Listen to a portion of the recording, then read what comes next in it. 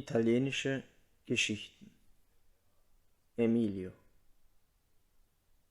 Es war ein Abend im Dezember und die Innenstadt war in Weiß gehüllt. Die Weihnachtsbeleuchtungen strahlten eine gewisse Behaglichkeit aus und die Menschen schienen sich in dem allgemeinen Getümmel und Gedränge überaus wohl zu fühlen. Man sah lächelnde Frauen, die unter der Gewaltigkeit ihrer mitgeschleppten Einkaufstaschen zusammenzubrechen schienen, Greise, die dem teils vereisten Boden misstrauten und jeden Schritt mit äußerster Vorsicht wagten, Kinder mit Wollmützen, die ihnen über die Augen rutschten, und mit geröteten Pausbacken, Männer und Frauen, die mit Glühwein in der Hand die Stände des überfüllten Weihnachtsmarkts belagerten. Überall duftete es nach gebrannten Mandeln, nach Maroni, nach süßlichem Glühwein, Zimt und geräuchertem Lachs. Schokobananen, Schokoäpfel und allerlei Obst, das man in Schokolade tauchen konnte, waren auf den Auslagen äußerst appetitlich angeordnet. Die geschulte Nase vermochte hier auch den ambivalenten süßherben Duft des Jagertees herauszuwittern. Für die Ohren gab es an nahezu jeder Ecke kleine Gruppen, die Weihnachtslieder sangen oder spielten. Ob die im Chor singenden Mädchen oder der ein trauriges Bild abgebende Drehorgelspieler mit seinen mechanisch wirkenden Bewegungen. Alle kündeten von Brüderlichkeit und Fürsorge. Nur die Augen vermochten eine Zuordnung der Laute mit den Gegenständen und Menschen, die sie verursachten. Man erkannte, dass öfter als während anderer Jahreszeiten Münzen von einer manchmal mehr, manchmal minder interessierten Hand in die auf dem Boden liegenden Mützen fallen gelassen wurden. Leichte Schneeflocken setzten allen Leuten mit ihrer sanften Landung eine weiß schimmernde Krone auf. So auch den Köpfen Antonius und Emilius, die auf der Suche nach einem Kaffee schweigend an den lärmenden Buden vorbeizogen. Sie bogen in eine dicht begangene Unterführung ein, in der sich nach etwa 15 Metern ein in Rot und Braun gehaltenes Café befand. Als sie eintraten, hatten sie das Gefühl, als ob ihnen jemand Watte in die Ohren gesteckt hätte. Auch das Licht war sehr gedämpft. An einem runden Tisch für 2 Personen setzten sie sich, wobei Emilio mit dem Rücken zum Durchgang saß. Die übliche unverständliche Einheitsstimme des Cafés erhob sich schubweise, und ihren Höhepunkt erreichte sie, sobald Gelächter ausbrachen, wie Wellen gegen die Brandung. Eine schwarzhaarige, sehr schlanke Bedienung stand auch schon lächelnd bei ihnen. »Einen Espresso bitte«, sagte Emilio. »Und für dich?« »Nur langsam, bin doch eben erst angekommen«, sagte Antonio. »Dann komme ich später nochmal.« »Das will ich auch sagen«, gab Antonio, ohne von der Karte aufzublicken, von sich. Emilio lächelte die Kellnerin an und zuckte mit den Schultern. »Genau das ist es.« »Ist was?«, fragte Antonio. »Entspann dich, Mann. Du bist immer aufgekratzt.« »Wieso aufgekratzt?« »Na, gerade eben. Sogar mit der hübschen Kellnerin gehst du auf Konfrontation. Sie hat mich doch so überfallen. Da kannst du nicht mal deinen Arsch auf den Stuhl platzieren und schon haben sie dich. Willst du lieber in ein Lokal, in dem du nicht beachtet wirst? Man muss ihnen eben ab und zu zeigen, dass man nicht nach deren Pfeife tanzt«, sagte Antonio nun, indem er sich mit einem müden Blick weit nach hinten lehnte. »Siehst du, du musst dich entspannen. Anto, so geht's nicht. So wie heute, was sollte das?« während er das sagte, servierte ihm die Kellnerin sein Getränk und er quittierte es mit einem Lächeln. Sie lächelte zurück. Als sie ihren Blick Antonio zuwendete, lächelte sie nicht mehr. »Ein Cappuccino für mich.« Sie nickte. Was sollte was, wollte Antonio nun erregt wissen. »Cappuccino um die Uhrzeit?« Emilio lächelte. Warum? Was stimmt nicht mit der Uhrzeit? Ist schon in Ordnung. Also was war heute? Na, heute eben, als der Chef zu uns kam. Der Chef kommt doch täglich zu uns. Aber selten lohnt es sich danach darüber zu sprechen. Emilio, hör zu. Lass du dich herumkommandieren, aber lass mir meine Freiheit, es nicht zu tun. Du bist bei der Arbeit, nicht in deiner Freizeit. Wenn du bei uns eingestellt werden willst, dann musst du tun, was man dir sagt, zumindest bis du die Probezeit überstanden hast. Emilio, ich wiederhole mich. Ich lasse mich nicht von jedem Dahergelaufenen auf so eine Weise und in der Tonart herumschubsen. Stumm servierte die Kellnerin den Cappuccino.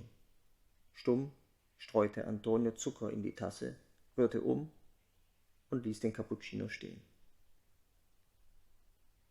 Emilio bekam eine SMS. Er blickte auf die Nachricht und erbleichte. Antonio, ich telefoniere kurz. Doch er erreichte niemanden. Er wurde sichtlich nervös. Hast du Napoli gegen Bari gesehen? Wollte Antonio wissen. Der Pocho ist ein Phänomen. Ja. Ja, wiederholte auch Antonio. Sie verabschiedeten sich und jeder ging seinen Weg durch die verschneiten Straßen. Emilio lief zum Hauptbahnhof und stieg in einen überfüllten Bus. Nach 12 Minuten Fahrzeit stieg er aus und wandte sich gegen das Haus, in dem seine Mutter wohnte. Obwohl bereits seit etlichen Jahren ausgezogen, besaß er einen Schlüssel für die Wohnung. Als er in das Treppenhaus trat, nahm er seine Mütze vom Kopf und strich vereinzelte Schneeflocken von ihr. Seine Stiefel berührten abwechselnd nur jede zweite Stufe der ersten beiden Stockwerke. Kurz vor dem dritten verringerte er seinen Schritt und blieb in der Mitte der Treppe stehen. Die eine Hand hielt das Geländer fest, lockerte sich wieder und hielt es wieder fest. Sein Blick war auf ein Bild gerichtet, das er vor 20 Jahren das erste Mal hier gesehen hatte. Kein bemerkenswertes Bild.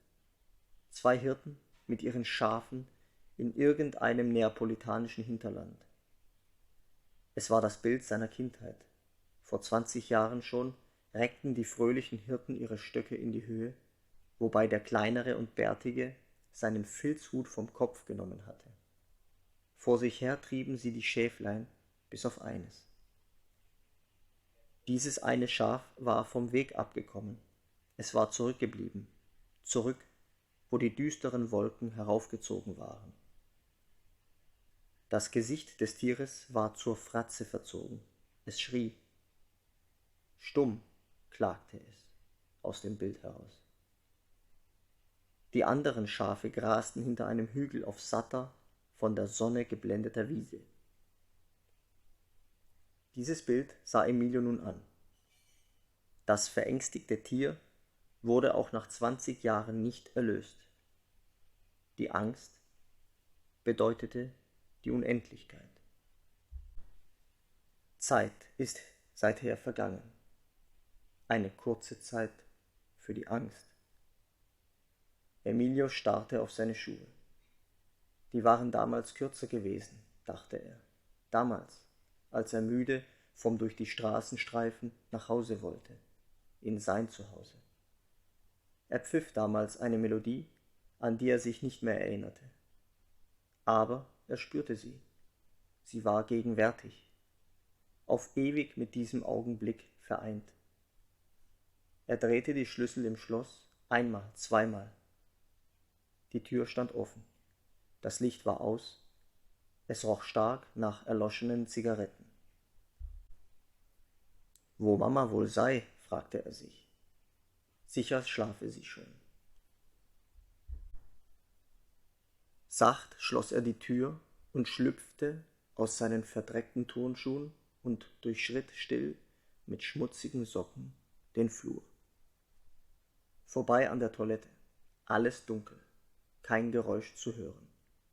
Danach vorbei an der Küche, keine Beleuchtung, kein Laut war zu vernehmen.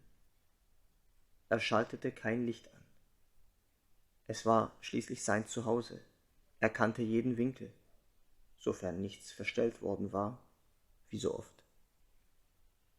Nun hörte der kleine Emilio ein sich wiederholendes Geräusch, wie ein Schnarchen. Es beruhigte Emilio. Schließlich schnarchte Mama immer. Doch es wurde schneller und lauter. Emilio erschrak und blieb stehen. Stille. Er hielt den Atem an und zitterte. So sehr er sich auch anstrengte, er konnte nichts mehr hören. Das war damals geschehen. Und heute?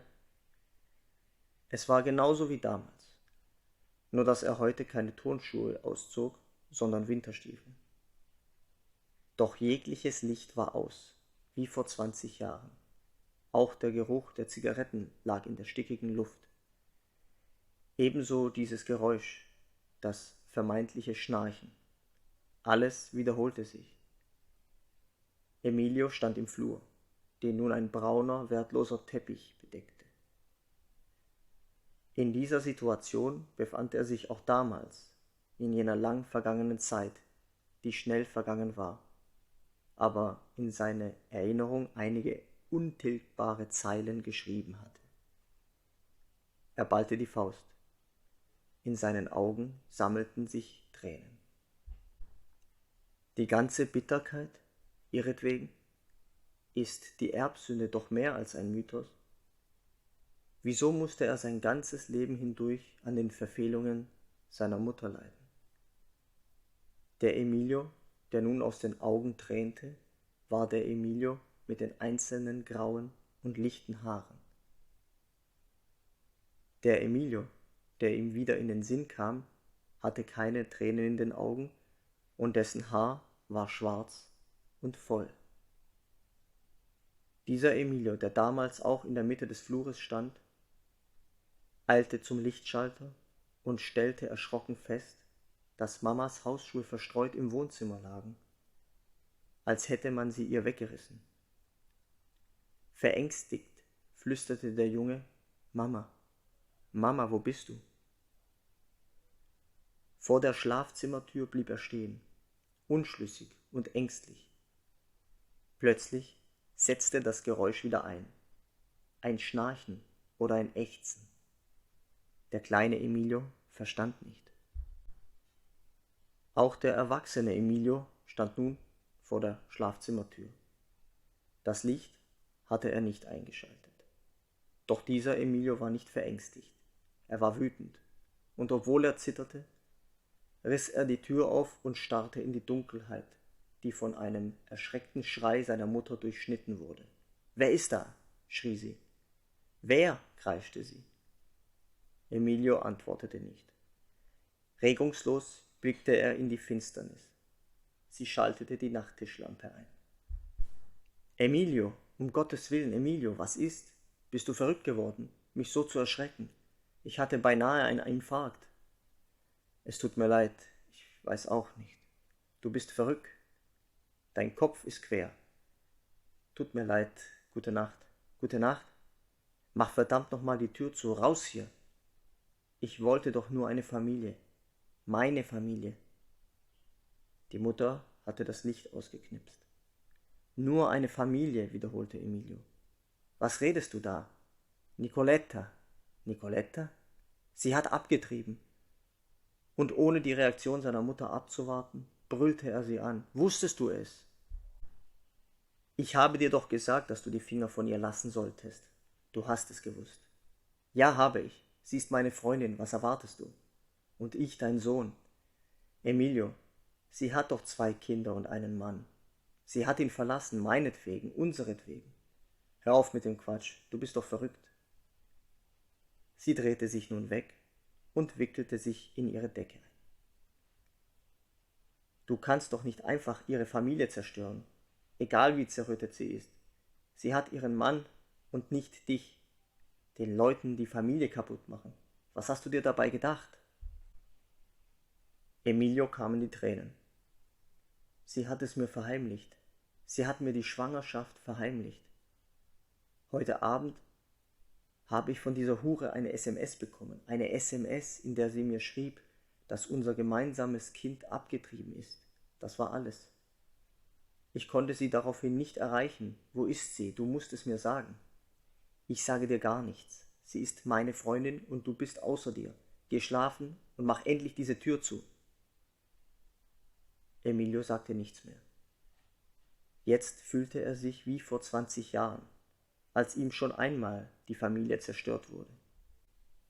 Der kleine Emilio, der, vor der Schlafzimmertür stehend, die Geräusche, die vom Innern des Zimmers in seine unschuldigen Ohren drangen, nicht verstand, drückte behutsam die Klinke nieder und öffnete die Tür einen Spalt, so dass er mit einem Auge ins Zimmer sehen konnte.